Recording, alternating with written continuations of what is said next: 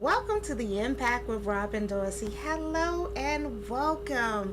Thank you for joining us here tonight. Of course, I have a fantastic and amazing guest as usual, but these next four series, I am going to be featuring some phenomenal and fantastic fathers because we highlight as wonderful women all the time, but now as in honor of Father's Day and some of these amazing dads who are pouring into their children's life and making a difference and want to be that role model that their children seek instead of some of these superheroes that they see. It's just simply fantastic and amazing. And so I am very, very honored to be able to, for the next four shows, highlight some amazing fathers, because that's what it's all about. We didn't make it here on our own. We had help and we have a support, and they are fantastic and they are wonderful, and we're going to highlight them.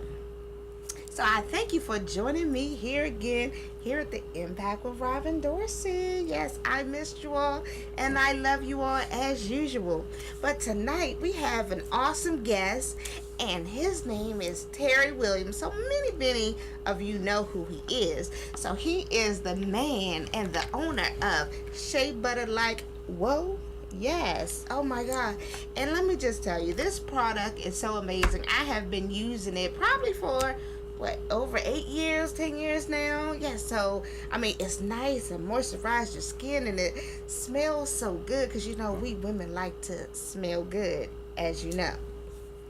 But in addition to him being a fantastic and wonderful business owner with a phenomenal product, he is an awesome and an amazing dad who is there full time for his son, making a difference, showing his son the ropes and what it's all about, and just leading and guiding him into the right way, into the right path. And it's just so amazing that these fathers out here are doing their thing, and it is time for us to recognize and highlight them. And so that's what we're doing here today and for the next 3 shows after this. So without further ado, let me introduce to you Mr. Terry K. Williams Sr. Hello and welcome. Thank you. Hello, how are you? I am just wonderful. Thank you for joining us tonight. Thanks for having me. I appreciate it. I definitely appreciate it. Yes. So Terry, you got a lot of stuff going on. Yes. So we're going to start out with your fatherhood initiatives. All right. And what do you do? So tell us about your children, your son. Yes. And tell us, what does it feel like of being a dad and that moment, that first moment? So let's talk about that. Well, being a father is priceless. Yes. I can't put words on it. I can put emotions on it. It's high emotion. It feels amazing. Yes. It's the best feeling I've ever experienced in my life, and I wake up every day with that same experience over and over and over again, because not only are you a father, but you get the opportunity to be a father each and every day that you wake up. You can make a difference to be impactful into your children's lives. And I set out to do that each and every day. It helps me grow as a man, but then it also allows me to pour into a person that hopefully can have some of those foundational characteristics that I push down into my children. Yes. So let's talk to us about your children. Tell us a little bit about your children. So I have 2 boys. My oldest boy is 23. Okay. And I have a 6-year-old. Wow. Wait a minute. 23 and 6-year-old. That's a big difference. Huge difference. 23 and 6. So let's talk about that. Let's start with the 23. 23-year-old. He's a very unique child, very smart, very correct, very caring, and an amazing child. Raising him at a younger age was a little different. Yes. My maturity level is totally different now where it was then. Okay.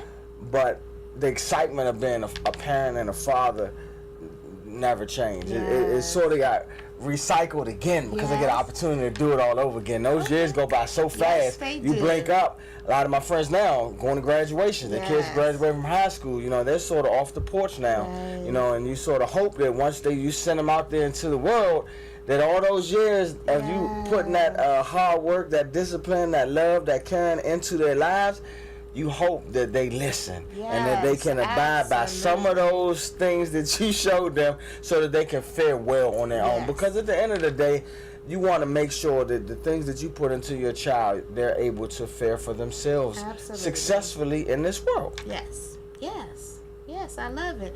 So how is you? So I'm pretty sure, you know, you've been younger at the time when you had him, and now, you know, he's older and you're older. So how is your relationship and dynamics now? Like, you know, does he feel like I can talk to my dad about anything, or is he like, I can talk to my dad about something? So how is the relationship, and how was you able to maintain and cultivate that relationship? Kids definitely tell you what they want to tell you at certain stages in their lives. They'll say, oh, I can't tell my dad this, or I can't tell him that. So I've tried to keep a relationship with him so that he can have an open door policy with me. Now, I'm not an enabler. I'm not going to tell you what you want to hear. I'm going to tell you what's the best thing for you, whether you want to hear it or whether you don't want to hear it. And I've been that way even in my younger years raising him. And I'm even harder now because I've been through more in life. So what I go through in life, I don't want him to have to go through any of the heartaches or the pain or the suffering that's out here. It's a lot of pitfalls out here for children, for young African American boys. There are all types of things out here ready to trip them up. So me as a dad, I'm hoping that I can see him, I can look, I can find that pitfall, I can look at that whole, you know, cover it up, push you over to the side so you don't go through it, but also teach you that if you do go through it, this is what you need to do to bounce back up and to get back. You got to bounce back up because life is going to happen. As a father, I don't care how much preparation or how much things I do to try to prepare my kids. They're going to stumble somewhere along the way. So my goal as a father is to ensure that once you stumble, you know how to brush yourself back off, get yourself back up. Don't let your pride fall down. Put that back on your back and continue to move forward and take that fall as a lesson learned and add it as a stripe on your journey to build your endurance up to be able to go through it. Because life gonna happen. I just call it life. Life is gonna happen. It's gonna happen. Some gonna be good, some gonna be bad. It's a large spectrum of the variances of what can occur, but it's gonna happen. Yes. So having now you said 26, correct? 23-year-old. So raising a young black man in our today's society, how is this? What are some of the lessons or the tools that you gave him in this type of society? Because we all know how, you know, one thing can go awry, but if you give them those tools and those traits that they need to take them on the way. So tell us a little bit about that. Well, I told my son, you know, as he's young, you have to use your mind. Your mind is the key to every decision that you make in life. And if you allow your mind to get swayed by different situations that occur, by different people that may come in your life, by just different thoughts that may penetrate your head and may say, man, come on, do this, and you know that's not right. So it starts with having total control of your mind. I try to teach him that. Unfortunately, my oldest son had some hiccups along the way, which a lot of kids do. And he's paying dearly for some of those choices that he made in life, but he'll be able to weather that storm and get through it. But my main thing is control your mind, your mental. And part of your mental is your emotions. You have to be able to control your emotions, because your emotions can sometimes trigger the mental to make a decision that you might not have made if you weren't emotionally tied. So at a young age, I remember vividly having been in a relationship with one of my high school sweethearts. And I was probably like really mad if any guy looked at her, if any guy did this or did that. And a couple of my aunts said, hey, Terry, you got to control your emotions. You can't let your emotions control you. Women not going to like an emotional guy. And that stuck with me. I was a teenager when they told me that. And that really made me look at each situation in life and check my emotions, because someone else can do it, but you have to be able to look in the mirror and control yourself. I can't control my son once that umbilical cord is cut. Right. I can try to be the parameters, but I certainly cannot control him. So the teacher starts at a young age, and it's very important that you teach while they are grown in the womb. I taught while they were grown in the womb, so that they can recognize that voice when they came out of the womb, and they could fall into in the line, because it's a system over here, and I try to work a system so that these kids know. But it's wrapped in love. It's definitely wrapped in love, but it's also wrapped in a lot of other things that the principles that need to be pushed down into your children. It starts at home. You have to establish the ground rules for your home court. Your home court is your home. So when your kids are at home, you want them to sort of have some rules and boundaries, so that when they're not playing on home court, they still abide by those same rules, and they know how to function. That's very important. They have to know how to act in the street, because it's a representation of you. It's a representation of you. You want your children to sort of act accordingly, so that you can be like, wow, they listen, or you feel proud as a parent. That's what all of us want, whether you're a female or a male. But as men, we want our kids to respect us and to act accordingly when they're not in our presence. That's right. That's right. And there's a lot of layers to that, but that's the high level. I love it. High level. I tell Darius, my son, he's 11, and I tell him all the time. So we'll go into the grocery store and we'll see some children acting the food, the grocery store falling out and carrying on. And I say, this is what I'm talking about. See, this right here, this is what we don't do. So take a good look at what not to do, because you already know who your mama is, but we don't do this, so I just want you to recognize, because sometimes you got to give them examples, because you can talk all day long, but until they see what you're talking about, this is what you don't do, and this is what's going to happen if you act like that, period. Not just in the street, in the home, you gonna get it. They see the reality. They see the reality, because they sometimes kids forget that we were once their age, and we we learned, and we went through those stages, and we've grown, so that now we can pull back into them.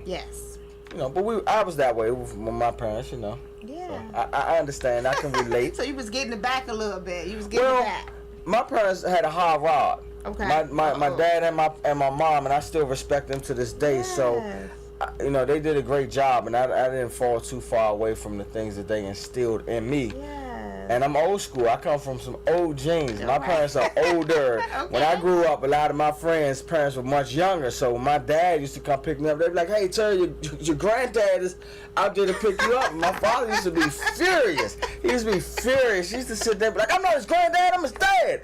But I mean, my dad is older. Like, my dad would be 85 on his birthday. And still moving, and still talking trash, and still spitting out jewels. He still spit out jewels, and if he not spitting them out, sometimes I go grab him, because I still want to know. I got to get it, squeeze out as much as I can from my parents and my dad before it's all said and done. Because I'm not gonna live with no regrets. I'm gonna try to ask as many questions as I can and know as much as I can, so that I can be a better man, so that I can be a better man for my kids. Yes, I love it. So give me one or maybe two words of wisdom that your dad taught you or told you that really stuck with you and resonated with you even today, and that you share with your sons. One of the things I just talked to my dad about a couple days ago on this topic, and my dad worked hard. My dad never complained about anything, and I'm not sure if he really formulated that more in words, but in actions. He showed me that in actions. I never heard my dad calling sick. I never heard him complain or fuss about a job. Now they hear a little bit of disgruntledness, but never like, oh, I gotta get up and go on this job. Oh my God, I'm so tired. Oh, I'm hungover from the weekend hanging out with my buddies. He got up, took a shower, and he hit it to go to the money. So I asked him over and over again, and my dad, one thing he always used to say, if you get up and you make $1 a day, that's one more dollar than you had the day before. So that just showed me you got to go get it, because it's not going to come to you. That's right. You got to be aggressive. You got to have some type of plan, and you got to execute it, and you got to be consistent with your execution. So my father is not a man of many words, but he's a man of actions. And because of his actions, I follow suit, and I work so hard to this day. And I just told him this a couple days ago, that your actions are part of the reasons why I work so hard and my work ethic is the way it is right now. It's because I watched what you did as a kid. As a kid. My dad is 85 years old, and if he didn't have a stroke in the last couple of years, he would still be working right now. Not because he has to, it's because my dad is not, and my parents are not the parents that are just going to retire and say, I'm just going to sit and make Brutus tea on the front porch. They still getting to it. They are still getting to it. And my dad, he still gets to it. Like I said, if he didn't have that stroke, he would still be working to this day. And I just admire his discipline. I admire his go-getter attitude, and I admire him just being a man that just didn't make no excuses. He does not make excuses, and he just did what he needed to do to provide for his family. So it showed. It showed. So he gave you those core values that sticks with you today, that you then passed on to your children. Yes, I passed that on to them, not only by verbal, but they see it in my actions. So it's one thing as a father to say one thing but then do another. Kids see that all day long. So you think you might be fooling them or pulling the wool over their eyes? You certainly aren't. Because one thing I can tell you, ask your child like something that you may not think that they know, and I guarantee you they might. If they not bullseye dead on, they somewhere in the ballpark. They in the home court. They got a ticket to the game. They in there. So they see. So as your kid continues to get older, you got to sort of watch what you do around your kids, because kids, an apple doesn't fall too far from the tree. If you look back and your kid, let's say my son is 6, he just turned 6. Happy birthday, TJ. Happy belated. He just turned 6 years old. So if he in 6 more years, if he's 12 and he continues to pick up certain things, and I'm the father, look at him like, boy, where you get that from? And I don't check myself and look to see if he got it from me, then I'm the fool. Because I got to look at what I'm doing on the day-to-day from what he's observing. Kids are sponges. They could be over there playing their iPad. The kids are on the technology now, on the iPad, playing the Xbox, PlayStation, whatever. And you can be over there on the phone, fussing, doing whatever you doing. But they hear you. They like this. Yes, they are. They hear you. And if you ask them to repeat it, they probably will. And they probably will be dead on. I love it. Kids are amazing, and they are so very honest. If you ask a kid, especially a young kid, you ask them a question, you're going to get an answer, and it's probably not the answer that you were looking for, but it's the dead honest truth. So you have to respect them for their level of honesty, because you asked them the question and they gave you the answer. You know what I'm saying? So it's just really amazing. So now you went from a 23-year-old, and then you did it all over again, and now you have a 6-year-old. So wow, you have a lot of time in between. So tell me about that, starting all over again. How was that process? And then doing it for the second time with all the wisdom that you have now that you didn't have before because you were younger, but now you get to take all of that knowledge and all of the stuff that you learned, trial and error, and the good and the bad with your first son, and now you have the second amazing son. So let's talk about that. Well, for one, you have to be prepared for when that first year, when that child is born, those late night hours, waking up and feeding that child in the middle of the night. And my fiance, she had a cesarean, so she was not able to do a lot of movement up and down steps, getting up until she healed. And the work ethic that I have, I didn't take off much. I was back at work, I think, the next week. So I'm still working, coming home, juggling that. And in the beginning, it was tough. Just, those waking up in the middle of the night, it was really tough. And it was scary. One night, I was half sleeping. I think my son woke up and I fed him a bottle, and I'm half delirious and sleeping. And I dropped him, but I caught him mid-air. By his leg, head face down, and it scared the living mess out of me, because he could have slipped and hurt himself, and it could have been life changing. But I'm thankful to God that didn't occur. So I give him the honor and the praise for that, because things could be totally different right now.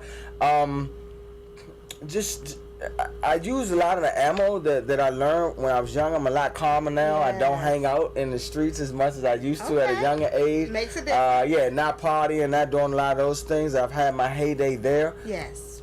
With my son now, it's excitement all over again. I mean, it's joy all over again. He keeps me young.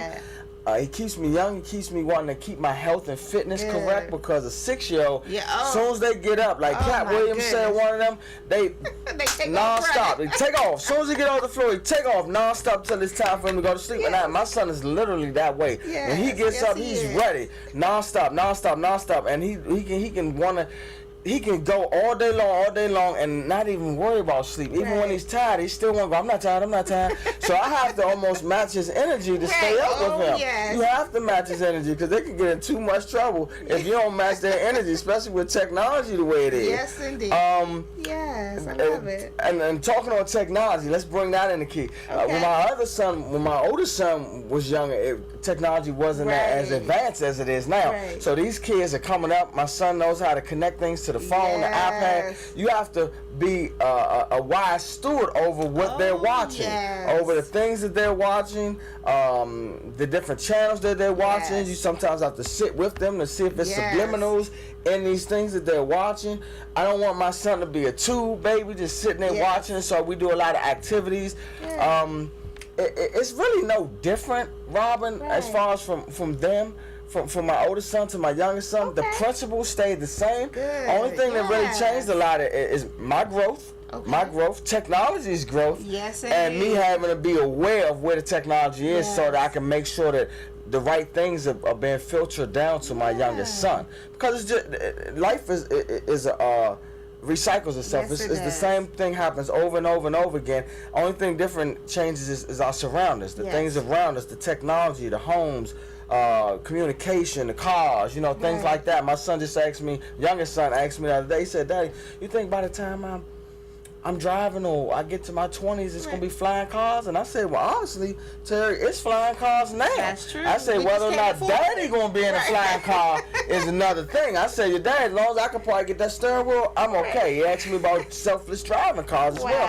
And I told him they're out there. But I said it's a couple hiccups that has occurred, unfortunately. So, with technology, he's a kid that's coming up that believes everything he sees with technology. So you have to teach that child differently than I taught my oldest child. So I tell him the other day, I said, you have to fact check the things that you see. Whether it's you check asking me or going to a reliable source.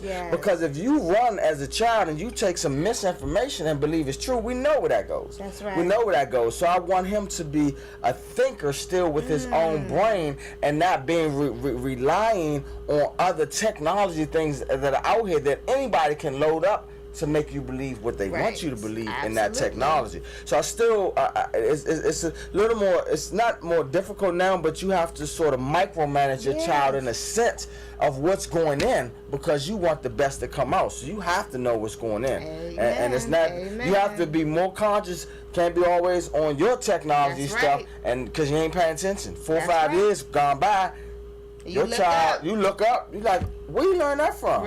Well, mommy, YouTube. While you was on the phone with your friends, or while you was watching the reruns of, Lucy, whatever, one of those reality shows or something, or Daddy, I got off YouTube. Because everything that's on YouTube is the gospel for these young kids. It is. It is. They believe it. If it's on YouTube, if it's on TV, it is real. So you have to bring the reality to your kids, because we all know that they're going to feed you what they want to feed you in mainstream technology and mainstream media. So we were talking about technology. So one of the things that a tool that I use, and it's actually an app. It's called Guardian. So if you do not have this app is the best app I've ever. It will be downloaded. I don't have the best app I've ever used, but it helps you manage your children. I'm sorry, kids, but we need to do this. But it's called Guardian, and it's a parent app, and it's the children app that you put on their phone.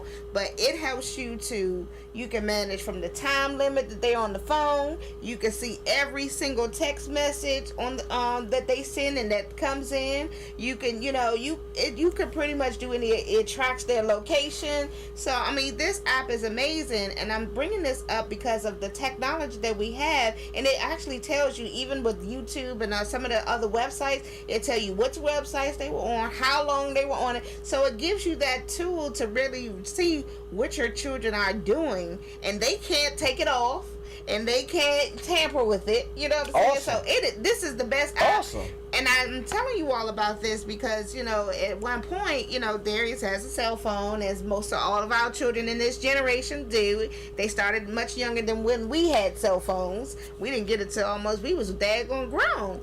But, you know, yes. some of the conversations that these children are having in elementary school are just so inappropriate. But had I not had this app, I wouldn't even have known, you know, some of the things that these children are talking about. And then as soon as you see it and recognize it, because now that I know, because I have this tool, you sit down and talk to them and say, this is inappropriate and this is why. And you will not continue this conversation. Or, if you know, and you need to let your friends know what I'm saying to you. Because if they can't respect what I'm saying to you and now what you're telling them, then they can't be, you know, a party of you.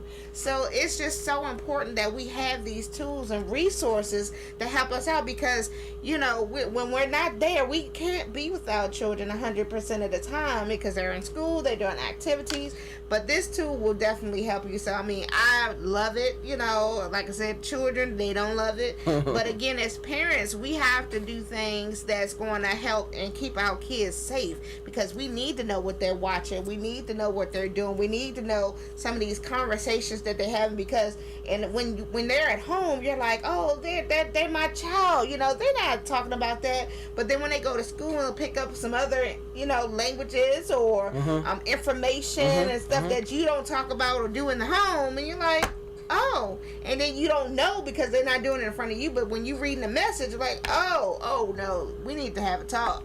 Sounds like a good app to provide corrective measurements and conversations with your child. Absolutely. You know, because a lot of us are those parents that say, not my child. Right. Not my child. I've never heard them say that. I've never heard them say that. I'm guilty of that. My 6-year-old, I caught him using some inappropriate language with some of his friends over the house. I was in another room and I could hear him, and he was the ringleader.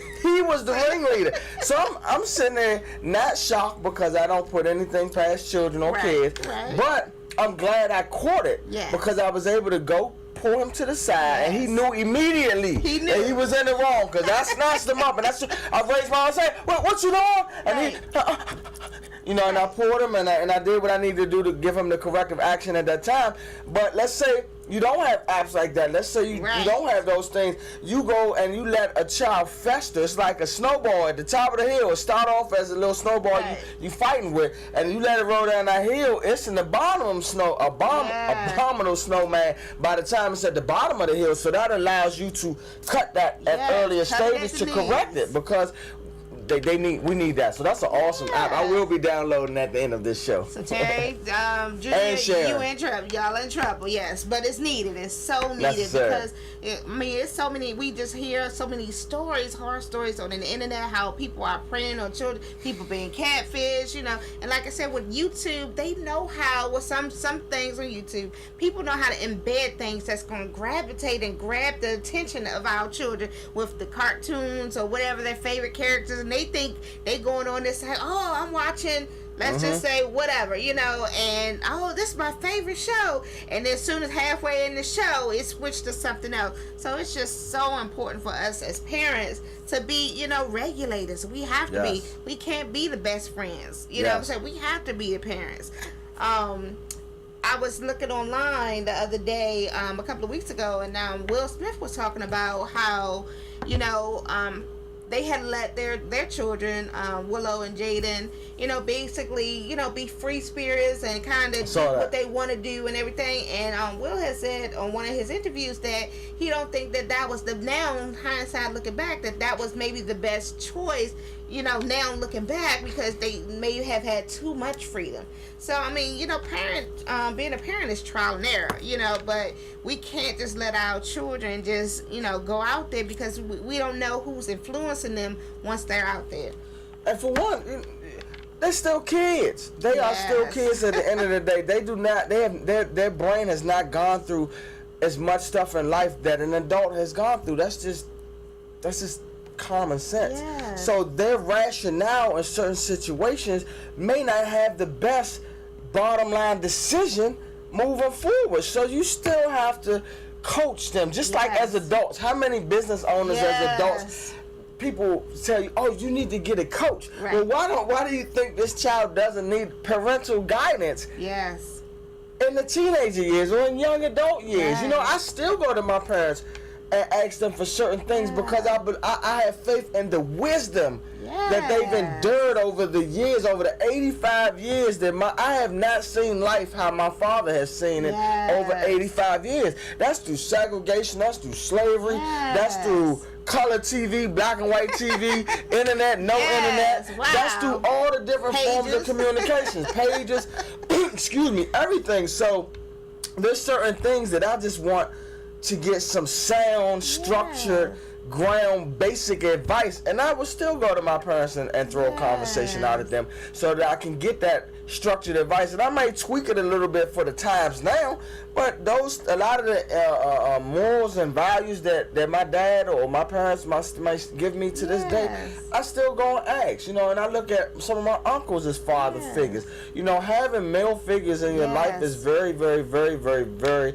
important. Just as the same that I would say having a woman in your life is just as important. It's a balance. As a child, you're not conceived by one species, by the male or the female species. It takes both to consume. So I think the best makeup is having both voices in the household. That's just my opinion, and that's how I feel, and that's what I'm gonna rock with as far as it goes in my household and in my life. But I love it. I love fatherhood. It keeps a smile on my face. It makes me jump up at night, in the daytime. It makes me work hard, and it just makes me want to leave a legacy for the ones that are attached to me, so we can make a better life for them. But not so you can destroy it, but something for opportunity so that you can maybe reach down and do better for your family, but also to be able to take the ball and run with it and do better than I did with it. So I'm not just teaching my kids to, give them, spoil them and let them just go through life and not be, we got it made. Oh, my dad do this, my dad. No, you starting at the bottom. You coming in, you sweeping. You starting at the bottom. You got punching just like everybody else. Matter of fact, you probably gonna get it harder because you are my child. So I'm gonna expect my expectation level for you. It's gonna be way high because you with me every day. And you know what I take and what I don't take. You know the grind. You see it. So I'm definitely gonna set the bar way high for you. And I hope I didn't set my son up, my youngest son, because his name is Little Terry. So, but you put the tools in place for these children, and you hope that once they get the baton in their hand, that they'll run and they'll supersede any expectations that you have. Case in point, my niece, one of my nieces, I have many. Brianna just graduated from Trinity. Graduated. Congratulations. Yeah, she was a young mother, had a baby in the 10th grade, and she persevered. We had a nice village around her, and I look at her as my niece, but my daughter in the same strength. It's because I looked at her as a daughter coming up, and I installed things into her as if she was my daughter, and she makes me so proud for a lot of the things that she's done to this day, and all the younger kids. So I just use that as an example. Sometimes you install in kids, and they will flourish. They will flourish. But you gotta try. You gotta pump the right things into them to try. All of them not gonna take it. Some may take it. Some may take half. Some may take a quarter. But they can't take nothing if you're not pushing nothing in there. That's right. I love that. So just tell me, because your son is full of energy. So he goes to Taekwondo with my son Darius at Black Belt Academy, and so he's full of energy. He's just so excited. He be running and he be gone and everything. So he's also pursuing his belts and to become a proficient and a master in Taekwondo. But what are some of the questions or the conversations that he has with you as a young kid? So like, what is he asking you these days? Wow. Well, he's definitely asking for another brother. He wants a younger brother. Every kid asks for that. Darius is still like, Mommy, you have to play with me because you haven't given me a sibling. Oh. Okay. Yeah, the conversation now with these kids wow you almost every time. My son wants to know about. He had a question the other day about these fast cars. He pointing at cars. This Corvette. Right. I'm gonna have all fast cars when I get Right. bigger, so I can just go extremely fast. He told me another time. He said he wants his hair to grow all the way to the sun, so that he can just block the sun rays from coming down to the earth. I don't know where he comes up with these, but I let him explore. I want him to explore, so we try to read books so that he can go to different planets and explore. Another thing, he thinks that if you have a stack of money, that's a whole lot of money. So I'm trying to teach him the denominations. Like that's $100, but that's $101 bills. Right. It's the difference if you had $100 bills. So he asks a lot of questions, and I try to give him sound advice, age appropriate advice, but advice that teach him and learn at the same time. I told you about he asked me about the flying cars and things like that recently. And it's so amazing just even he even thinking about that already at 6. At 6. We want to know about the flying cars and they're going to be around so he can drive it. Like what made him think about the flying cars already? Let me tell you what he recently asked me. So my son got an Xbox for Christmas. Right.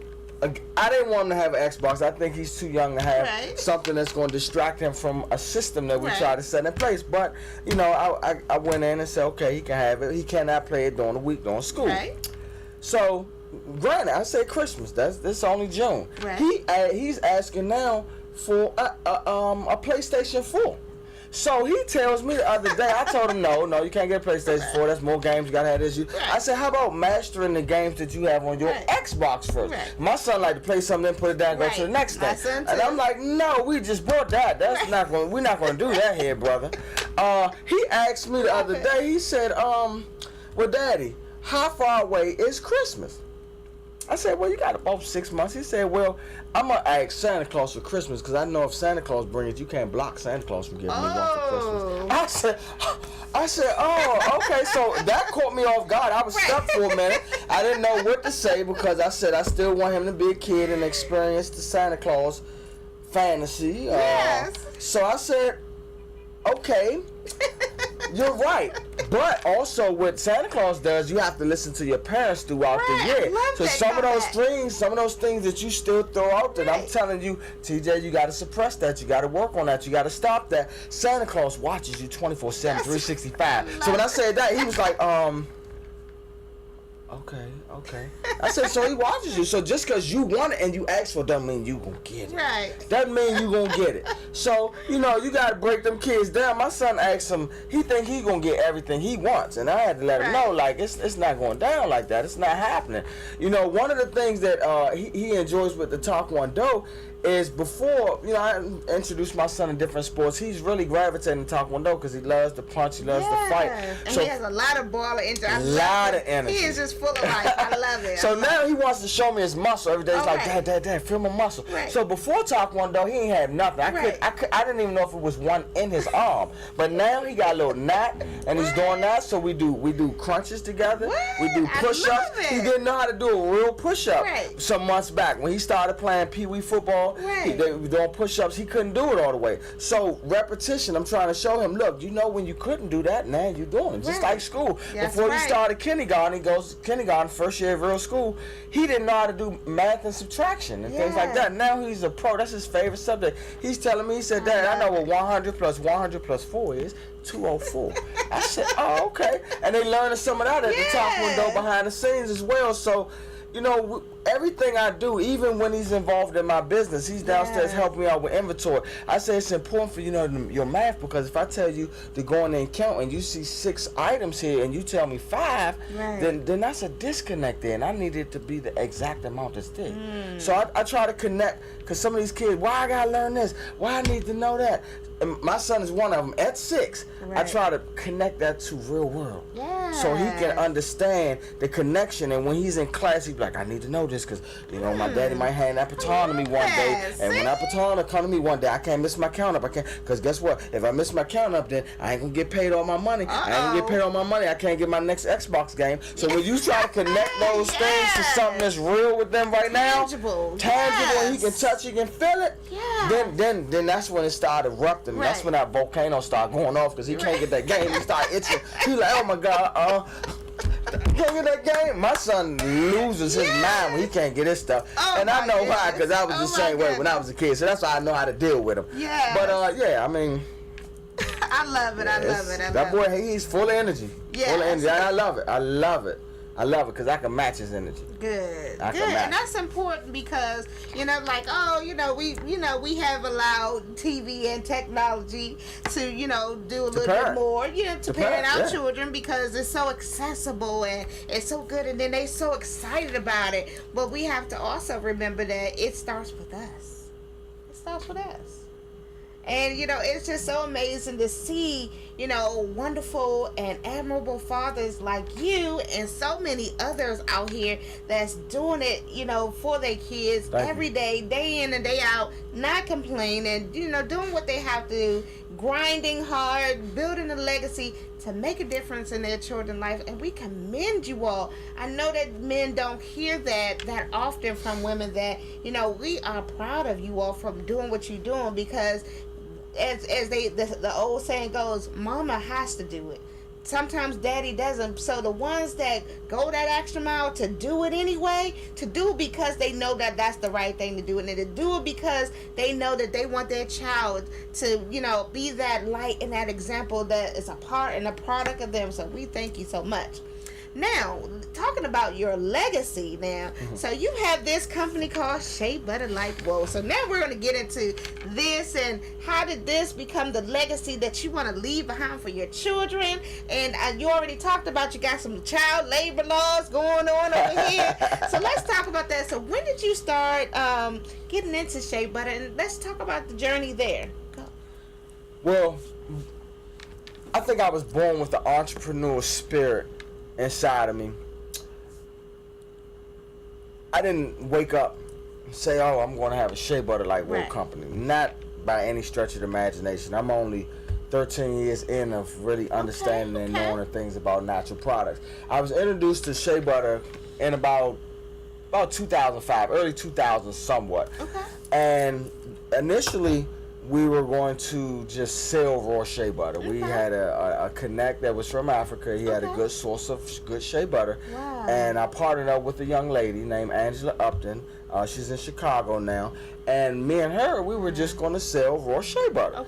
So I said, okay. I was sort of following the lead because I was new to it. I was a rookie. She had a little bit of experience, a little bit of traction under her feet.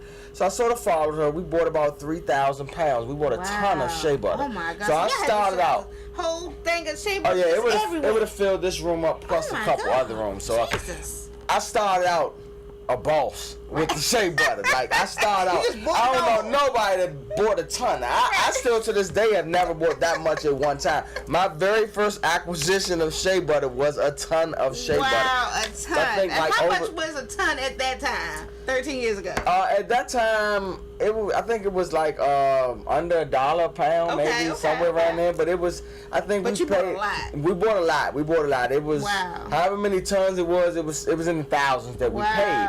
But so that's how I started out.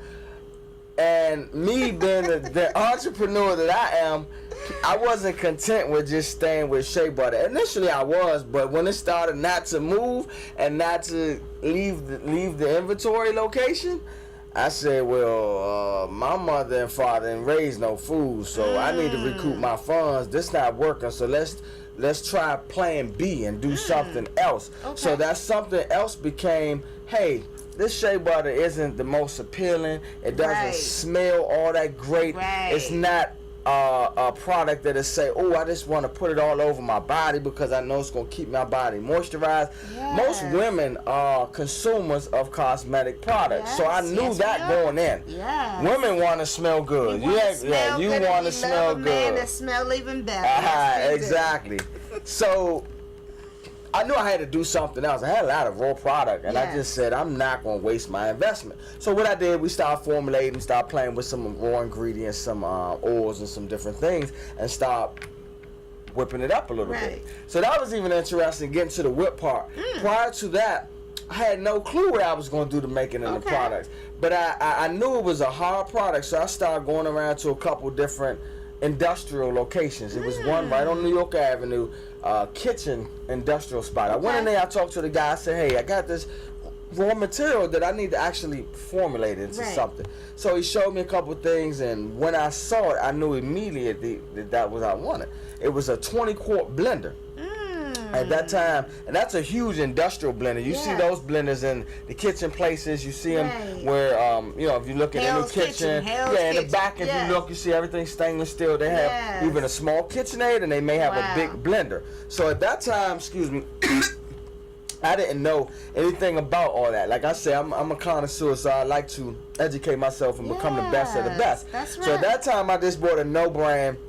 A pair of Payless shoes, but it worked. They got me. They put them. They fit my feet, and they allowed me to walk. As I've graduated, and I know all equipment is not made equal. That's right. So now I only use whole body equipment. That's the best of the best. So I'm gonna give y'all a little nugget there for any product makers out there. If you buy a piece of equipment, a blender or anything, make sure you get a whole body. It's way more expensive, but your production will make up for that. Yes. So Shea Butter, I started formulating it into products, and that began to grow and been able to grow, and grow and grow, and I've just got me to where I'm at to this day, 13 years later. You know. So we were talking about your Shea Butter, because there's a lot of people who sell Shea Butter now. And you were talking about how it started, and it started the raw, uncut, you know, kind of hard to touch. It didn't smell that good, but we knew that the moisturizing factors felt good, but it didn't smell good. And so you developed the whipped Shea Butter. So can you show us the whipped? Sure. So now I only use grade A certified organic Shea Butter. Yes, grade A certified. Grade A certified organic. That means this is premium. It's a tier up from what you may use now. Don't go beauty supply store. Nothing. None of that. This is the Bentley of Shea Butter. Yes, the Bentley of Shea Butter. Shea Butter. So I'll open this up so you guys can see it. So this is really creamy. It's ivory. It's really soft to the touch. You don't have to do the Mr. Miyagi from Karate Kid. Melt it down. This melts down once you apply it to your skin. The heat that's in your body, you rub it and it'll cream up, really creamy. So that's one of the. I start with a great base. I start with a great base. See, and it smells good. It feels good. It feels even better when it moisturizes and touches your skin. Yes. All right. Yes, it surely does. I am a customer, so I can attest to this. It surely does. So what I do, I take this one ingredient, and I have a formulation that's lock and key, definitely lock and key. Right. And I create a natural body and hair butter. So this is infused with not only shea butter, but a lot of plant-based oils that are good for you. I give you a couple. Aloe vera is really great. How many grandmothers had the aloe vera plant growing in their house, and it used to pop as soon as you scrape your knee outside. Come here, baby. Pop that open and get that fresh juice out there. Put aloe vera on that, baby. Put aloe vera on that. Rub it on there, and you put a Band-Aid on it, and you good. Right, they ain't going to cabinet get none of this chemical stuff. None of this. Oh no, none of them got. They probably got a drop of aloe in there. It say aloe on the front, but they got a drop of aloe. No, the plant base is the best. Yeah, so this is our #1 selling scent. Look how it's called Black Passion. This is creamy. It's soft to the touch. It feels dynamic when you put on your skin. Dynamic. This is a product that will change your life. And the reason why I say change your life, I'm not saying change your life in a negative way or like, oh, I'm just boasting about my product. Because the value and the way this product feels stands apart from the rest. So your body knows what you're feeding it. Just like the internal side of your body, I'm a chef for the external side of your body. Yes, so your body chef for the external part of your body. Hello. And that's the largest organ of your body, which is your skin. It's your so skin. your body knows what you're feeding it, whether it's on the external side or internal side. So some people have a bad reaction to things. That might mean that that's not good for you, or you might be allergic to that. But when your body receives something, it pours it in, it embraces it, it loves it, it cradles it, it just gives it all the TLC you've been looking for, then this is what you need. And if you try to cheat on me and you go back, your body will reject whatever you put on your skin and say, that's not the same. We need to go back over to that like whoa. So I'll let you smell this. Let me smell this one. Let me see. Oh yes, this is Black Passion. This is Shea Butter Like Whoa, Black Passion. It smells nice and refreshing and fruity. Oh, I'm sorry. We're not doing a commercial right here. Shea Butter Like Whoa, it smells amazing. Oh my God. So let the people see. Take a little bit out with your hand. See how easy it is? Glide it just glide on the hand, and it's just nice and you only need a little bit. A little goes a long way. And then, you walk past somebody and they be like, what you got on? You be like, oh, this is Shea Butter Like Whoa. Yes. I'm gonna have to do a commercial for him. So, I'm putting in my commercial plug. Putting in the commercial plug. I definitely appreciate that. It works. Oh my goodness. Yeah, and another thing, what we do internally as I create this product, I don't chase sales. Yes. I've done the research. Like I said, I have 13 years of experience of actually manufacturing my product. Yes. I don't go to YouTube. I haven't had to go to none of those places to see what another person's doing. Right. I actually went through the trials and tribulations of formulating myself. So I have a system that I don't deviate from. So that gives me the same consistency each and every time. And my ingredients, I do not deviate from the ingredients. That's right. So let me give you an example. Online, you'll find people selling any and everything. A lot of variations, a lot of companies selling. You'll see a lot of companies selling body butter. You got a lot of companies that sell cars. But all cars aren't the same. All cars that get you there, one car gonna have a little extra luxury, one gonna have a bold system in the inside, one gonna have plush leather, one gonna have hand stitched leather. So that feel gives you a little different feel, a little comfort. You can take your shoes off, you can relax. So you getting all that on your drive to work. In that luxury car, you still gonna get there in the other car, but you might got manually roll down the window, might be hot, your AC might not be working. So those are it's levels to it. So like a lot of people scream, it's levels to this. You hear a lot of rappers say that. They are telling the truth. There are levels to different things. I use another example. Going to the liquor store one day blindfolded. Just tell them buy you whatever. You just want to get a buzz. You can probably get whatever you want out of there, and something will give you a slight buzz. As you start getting the taste and acquiring the taste for certain things, you can tell the difference in the top quality. From the bottom exactly. Shelf. So when you deal with me and you deal with Shea Butter Like Whoa, just know that you're only dealing with top shelf here, and your body will say that. So our customers tell that. I don't have to scream it as much because the proof is in my customers. Not only are you a customer, I have thousands of customers that they tell that. They tell a girlfriend, they tell a aunt, or uncle, or sister, brother, and it's becoming a household name. I give samples out into my orders pretty much on every order that our customers buy from us. So I try to look and give them something that they haven't tried before, and I get so many people that say, oh, a friend of mine gave me a sample. I used the sample and I loved it, and now it's part of my daily staple where I cannot use it. And this is an all year round product. Yes, it is. 24/7, 365. Don't go nowhere without your Shea Butter Like Whoa. Shea Butter Like Whoa.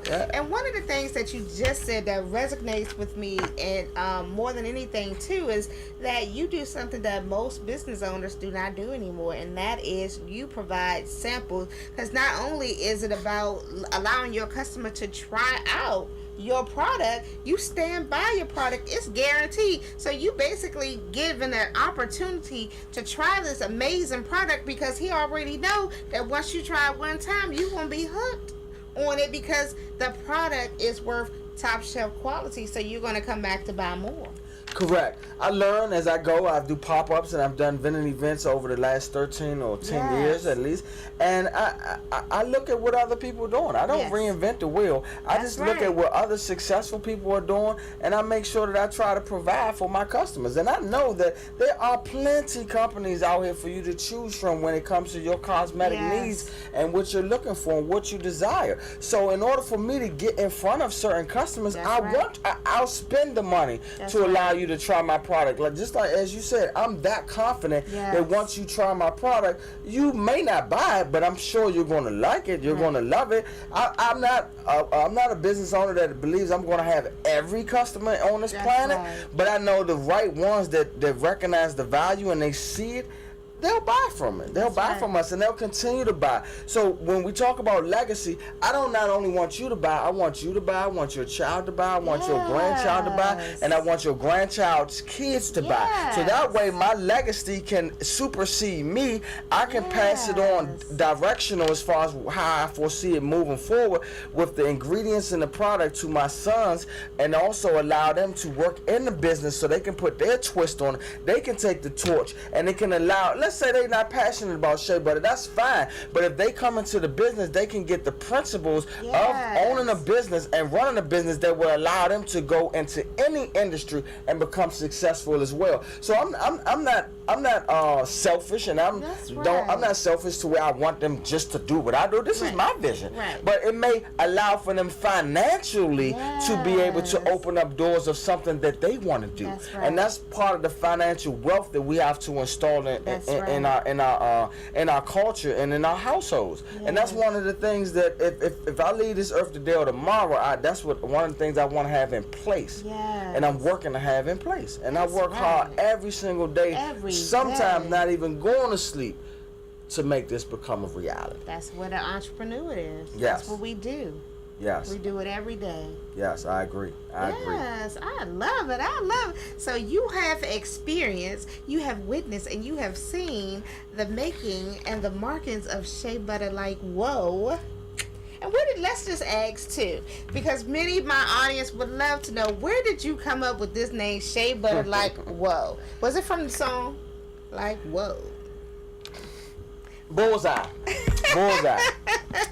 At the time, trying to brainstorm, I knew I was going into an industry that was saturated with a lot of companies, and I wanted to have a name that stood out, that was lasting, and that could complement how the product feel. You don't know how many emails I get, and they say, you named that company right, because after you try this product, you will say, whoa, what is that? What is that? And I wanted to be catchy. I wanted to be a name that was sort of not like any other companies. I know it's a lot of companies that shea butter this and shea butter that, but there's only one Shea Butter Like Whoa. Only one. And I knew that the word like whoa, because before I finalized that, because you get several names, and you might say, oh, let's tweak this, let's tweak that. Before I finalized that, I analyzed the name in my head, and I said the song Like Whoa by Black Rob and remixed by Red Essence, that a lot of us in the DMV know from our go-go days and partying. When down the east side, a lot of people know about the east side. I might be dating a lot of you young people, but anybody that's probably 30 and over, 35 and older, you know about those party days down the east side. Yes, one way in, one way out. Oh yeah. And one of the things that the guy named White Boy used to hit when they used to hit the Black Rob, so like whoa. I mean, if you had your finest on, you was in your zone. You were partying, you were doing that.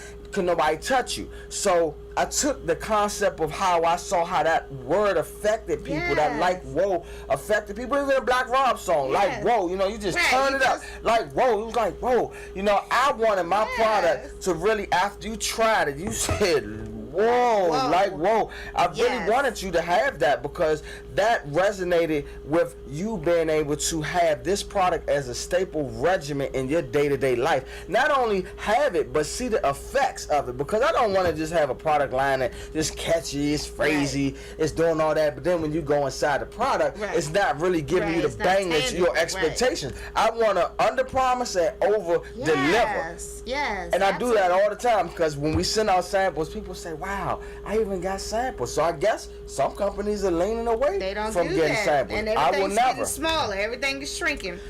So tell us, how can people find you if they want to get in contact with you? What's your social media sites? Give us a social media, website, SheaButterLikeWhoa.com, and that's Shea Butter Like Like Whoa is spelled WHOA, not AO, WHOA.com. And you can find us on all social media platforms, Shea Butter Like Whoa, Shea Butter Like Whoa on Twitter, Instagram, LinkedIn, all of the social media, Facebook, all of those. So please go to our page, like our page, share our page with other people. Give us your feedback on what you believe, how the product works for you, and tell me some of the difficulties that you're looking for in products that you may not be receiving from some of the products that you currently use. We also look to try to customize things for our customers as well to make sure that we are delivering the bang that is the like whoa. Yes. Well, thank you for that. I thank you for being an awesome and fantastic guest. Thank you for sharing your fatherhood journey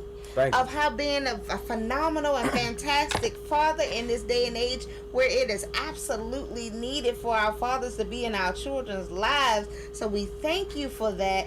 Thank you for your fabulous and fantastic product, Shea Butter Like Whoa. Again, I am a customer and I use it, and it is like whoa. And without further ado, again, I want to thank you all for tuning in to The Impact with Robin Dorsey. Each and every Friday we are here. We have some more phenomenal dads coming up in the next couple of weeks as well. So you can hear their stories and some of the things that they're going through and how they help for their children and their sons and making a difference in their lives. And I also cannot stop before I thank my wonderful sponsors. We have Resurgence Beauty Lounge, who does my hair and my makeup. So thank you, Vetta. I love you, girl. And then we have Crafted, website and graphic artists. They do an amazing job. So if you need some work, go check them out. And we have D. Christopher Donnie, all the way from DMV to LA to New York. You everywhere. I love you. Thank you for my show's intro and my music. I could not do this all without you all, without my audience, without my viewers, and without the support and the love that I get from you each and every week, and for all the wonderful harebrained ideas that I have. So I thank you from the bottom of my heart for tuning in to The Impact with Robin Dorsey, here live with Terry at WBGR. Thank you. Good night, and we will see you again next week. Good. We're done. That did go by fast. I told you an hour ago. I was nervous though. You was there. You did. A little bit.